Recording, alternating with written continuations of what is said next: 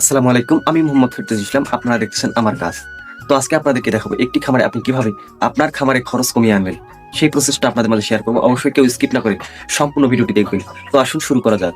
যে দেখতে পাচ্ছেন খড় আছে 25%, শ্যাওলা আছে 25%, আর কাঁচা ঘাস রয়েছে 25%।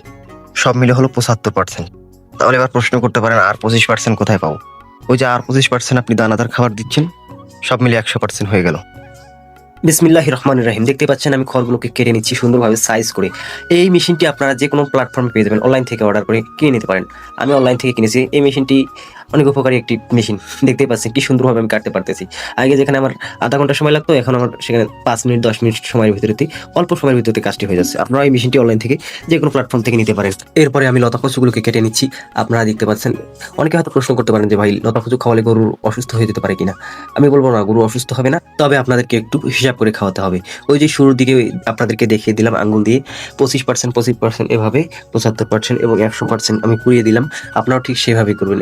এরপর আমি ঘাসগুলো, যে বাকি 25% ছিল, সেই ঘাসগুলো কেটে নেওয়া শুরু করলাম। তো এই ক্ষেত্রে আপনাদের যদি সন্দেহ মনে হয়, তাহলে আপনার ঘাসের সংখ্যাটা একটু বাড়িয়ে দিবেন। আর আমি ঘাসের সংখ্যাটা একটু কম দেওয়ার কারণ আমার ঘাসের একটু সংকট আসে, সেজন্য এগুলো মিক্সার করে আমি একটু আমার দিনগুলো পার করে নিয়ে যাচ্ছি, যাতে যেন আমার পরবর্তী সময়ে কষ্ট না হয়। সেজন্য আমি লতা কচু একটু বেশি পরিমাণে মিক্সার করে দিতেছি। আপনারা সেক্ষেত্রে আপনাদের যদি ঘাস বেশি থাকে, অবশ্যই ঘাস দেওয়ার চেষ্টা করুন। তবে সব খামারিদের জন্য এটা নয়। যারা আমার মতো ছোট্ট খামারি আছে এবং স্বপ্ন নিয়ে সামনের দিকে এগিয়ে যেতে চাচ্ছেন, শুধু তাদের জন্য। যাদের ভাই টাকা পয়সা বেশি ঘাস আছে, তাদের জন্য চিন্তা নেই। আমাদের মতো ছোট্ট খামারি যারা, তাদের জন্যই আর কি এই টিপসটা। তো এইসব ভিডিও দেখার পর অনেকে কমেন্টে গালাগালি করবেন, এটাই স্বাভাবিক। যে ভাই, আপনি এটা কি বুদ্ধি দিলেন ভাই? আসলে ভাই, যখন আপনি একটা খামার পরিচালনা করবেন শূন্য হাতে, তখন অবশ্যই আপনাকে ছোট্ট ছোট্ট রিস্ক নিতেই হবে। তা না হলে আপনি সামনের দিকে এগিয়ে যেতে পারবেন না। তো আমার জন্য সবাই দোয়া করবেন।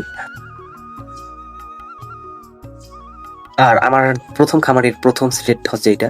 আমি দেশি গরু দিয়ে শুরু করেছি, আর দেখতে পাচ্ছেন 5টা গাভী দিয়ে শুরু করেছি। দেখা যাক কতদূর পর্যন্ত যেতে পারি। আপনারা সব আপডেট পাবেন ইনশাল্লাহ। অতিরিক্ত খাওয়ার লোক এটা শুধু মানুষের ভিতরে নেই, প্রাণী জগতেও আছে। দেখতে পাচ্ছেন ওই গরুটা ওর খাওয়াগুলো রেখে আরেকজনের খাওয়ার চেষ্টা করতেছে। আহা, সেজন্য সেখানে একটু নজরদারি করলাম। তো আজ এই পর্যন্তই। সবাই ভালো থাকবেন, সুস্থ থাকবেন। আল্লাহ হাফেজ। আসসালামু আলাইকুম।